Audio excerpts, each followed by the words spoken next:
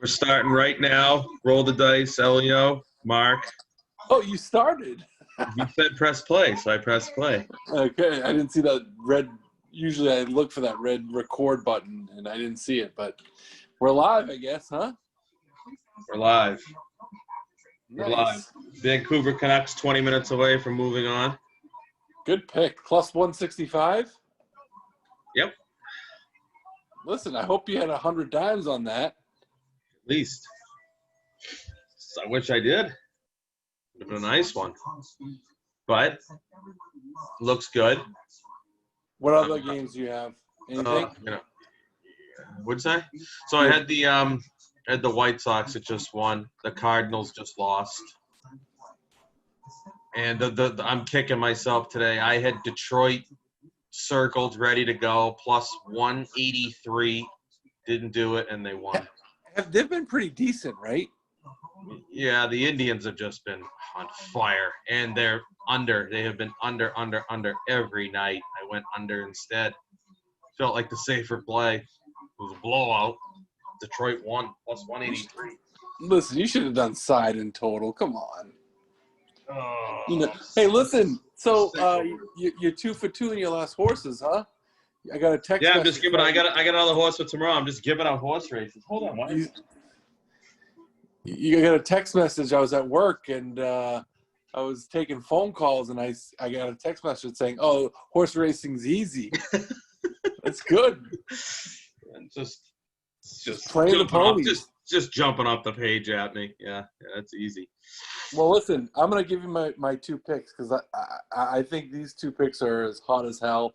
I've given 2 picks out this week. I'm 1 for 2. Mark's 2 for 2. So basically, 3 out of our last 4 races have won. Not bad. Granted, not huge winners, but whatever. No. Yeah. Win is a win. But I have something for you today. Saratoga, I've been doing the daily double. Well, I have race 1. I have the 8 horse who's going to be 5-1. He's going to be 3rd or 4th choice. They're 2-year-old horses, 5.5 furlongs in the dirt. I love the work pattern on this horse. A lot of people, when they look at work pattern, look at speed, how fast they're running. I look at how consistent they are. Do they run every week? When they have a consistent pattern of running, I feel like they run a lot better. Not just like huge sprints where they're like first out of 50 horses, and then they don't train for 2 weeks because they burn themselves out. I like a consistent pattern. This horse has been working since May 30th. So basically, he's had a workout once a week since May 30th for this particular race. He's 5-1. Todd Pletcher, Javier Castellano. I know there are some other good 2-year-olds like starting here, but I really like that horse. And then to top it off, I'm going to double it up with a 4-1 shot, but there's a 2-5 shot that I'm playing against. So you're gonna create huge value if this comes in. What's the race 2? What's the race 2 horse? The race 2 is the 2 Macho Jack. You might like that horse. Wow, I like that. I like that name. Yeah, there's a horse in that race that's 2-5. Granted, his buyer speeds are better than everybody else's, but he's coming off a huge layoff. Hasn't run since November 10th of 19, so he's got a big layoff. He's a 5-year-old running in a $25,000 claim race where he was running in allowance races. The drop is very suspicious. He certainly can win, but I mean, I smell rat. Jeez. Okay. Well, I don't have any work patterns to tell you about on my guy, but I got Saratoga race. What'd you say? I said, just win, baby. Saratoga race 7. I'm doing the 7 Lonesome Fugitive on the turf. Staying on the turf again. This guy's 3 for 3 on the turf. Win place. All my bets will win place. We got an Ortiz riding. He came in 2nd place in this exact allowance race a month ago here at Toga. And I'm going to go with him. Morning line 8-5, 7th race. This race is scheduled to go off around 4:45. So you got all day. before this one goes. And actually, I looked at that horse. So another good reason. Number one, he's a 2-to-1 shot. So that's number one. But number two is he's been running where he's been usually behind a little bit. So they put the blinkers on him, and that usually gets more speed out of the horse. So they're going to have him run closer to the front where he's not have to close from so far back. So I like the pick. So Elliot had some insight on my horse. I like it. I did. You're like a color guy, you know. You're like Remy, Jerry Remy here. I just you provide the color. I just give you the pick. There you go. Speaking of the Red Sox, they made a trade tonight. Do you know anything about either of these guys? I just read a little bit. Pavetta is bad. Basically, the Phillies have grown tired of him. He's got horrific numbers. Yep. And the other guy sounds like has a decent chance to be a back of the rotation starter. He's the number 23 prospect in the Phillies organization. So I'm going to say they didn't get a whole hell of a lot for their two best relief pitchers. Yeah, I mean, Embry I understand, but Workman's a pretty good pitcher.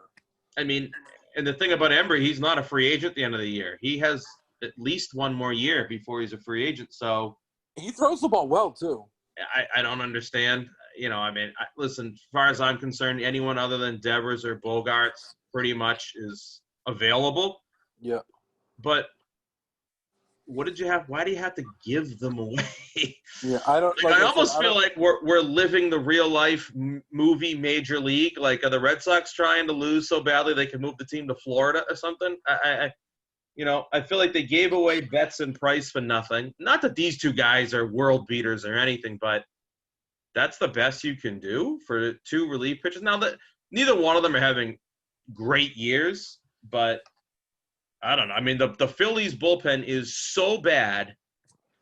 You would have thought you could have squeezed a little bit more youth out of them, but I don't know. I could be wrong. I just don't understand giving away these guys for not a whole hell of a lot. Yeah, it looks on paper that it looks like that. I mean, the thing is you got to get pitching and back. They got two pitchers back, but again, I don't know enough about these two. No, I don't know much about them either. But it sounds like the guy Pavetta, who's going to their minor league facility, so the Red Sox aren't even activating him. Doesn't sound like he's been that great, and so it really sounds like the younger guy is the guy, but. Yeah, it doesn't make a whole hell of a lot of sense. I mean, I'd be willing to listen. The Red Sox are horrific. They're way out of it. So if you can get something for any of these guys, go ahead. But I don't know. I feel like I'm not too impressed with the two trades that this GM has pulled off since he's been here. Well, the Mookie Betts, I'm 100% agreeing with you with. The Mookie Betts trade is they gave away Betts and Price for pennies on the dollar, and now this is a different caliber of trade. Obviously, but I don't know. I don't get it. But listen, they've won 3 in a row. Maybe they're getting hot. Maybe they're on their way. Yeah. No, they get no pitching. The only guy is who's their only guy now? They get. Well, Valdi. He pitched well last night, but he hasn't been pitching great. Barnes is their only. They still have Barnes. I mean, Barnes is the only guy they got now. Yeah. And they're probably looking to move him too. I mean, they might as well. What difference does it make? You lose 40 games or 44 games? Who cares? But what type of control do you have of that guy? Barnes? Yeah. I think this might be it too, or maybe one more year. He's been around for a bit. I wouldn't be surprised if this is it, but I don't know the answer to that. Yeah, well, if he's got another year, I wouldn't be as willing to move him. But you just moved Embry. You just moved Embry and what's his name? Woodcock. I can never remember his name. Woodcock. Danny Woodcock. I can never remember his name. But, was the other guy? We had no control over him, right? Who? Embry? No, he is another. The Wood guy. He's done after this year, but the other guy, Embry has another year. Okay. So you had, but Woodcock. I can never remember his name. What is his Brendan? Workman. Yeah. I always want to call him Wood something. I like Woodcock better. Patriots had that little running back, Danny. Danny Woodhead. So always they give it to Woodcock. So Speaking of the Patriots, Yes. they got the quarterback's hurt. I guess Stidham's hurt, and it says to be several weeks before he's back. Yeah, that's a good move moving Brady, huh? Well, I mean, Cam Newton was going to be the guy anyway. I never once Cam Newton's here, they didn't bring Cam Newton in to be the backup. He's got a bum shoulder, a quarterback with a bad shoulder. That's good. Yeah, well, he's going to be a running. Huh? I love their secondary on a up. I think the Patriots secondary is going to be like super like crazy good, like lockdown. They're gonna just play man to man and just blitz. I really think their secondary is going to be really good. So I think that's the way they're going to try to win. They're going to try to win low scoring games. They're going to try to run the ball. They're going to turn the clock back to the 80s. Yeah. Belichick's always ahead. Maybe that's where everyone's headed. Maybe we're going back to 80s style football. Maybe. Run the ball, bleed the clock, try to win on defense. Yeah. We'll see. But the Vancouver now 4 minutes in, 4-0. Flyers had the Flyers tonight. Celtics, I had the Sixers first half plus 150. They had the ball down 2. Guy took a 3 and missed. Would have been a joyous victory. Wow. You took them money line? First half money line, yeah. So you would have won against the spread, right? They were plus 2.5. Yeah, I would have won. Yes, you greedy fuck, huh? You little greedy fuck. Hey, you didn't want to take the even. You didn't want to take the even money with that, huh? I figured it's 2.5 points. Yeah, exactly. What's the chance it ends at a bucket? Who's falling for the banana in the tailpipe? The guy put up the 3, and then I almost like Jesus. And then the guy had a chance for a putback with a push, and he missed it. And I hate basketball. I hate basketball so much. I hate basketball. I only watched the last minute 19. And that was a minute 19 too much. Oh, God. I won't do that again.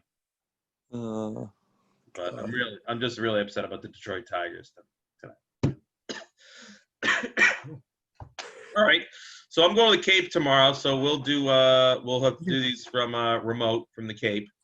We'll both be in the Cape tomorrow. Oh, that's right. You'll be in the Cape tomorrow. We'll do a dual Cape at some point. Okay. And Royal McIlroy did make the cut. He was right on the number. He's 13. How did any other guys do? I don't know. He's 13 strokes behind the leader. We'll have to really lecture Andy when. He's going to pick him again too. He's like, yeah. So it might be time to take the wig off. I mean, this is like 5 or 6 bad appearances. He's gonna if he's just gonna say, all right, I'm gonna take Rory McIlroy like the rest of the time. I mean, every tournament because he's bound to win one. Is that what he's gonna do? It's a bad theory. Can't go that way. What do we got going on here? Well, I'll see you on the other side, Danny Woodcock. Bye.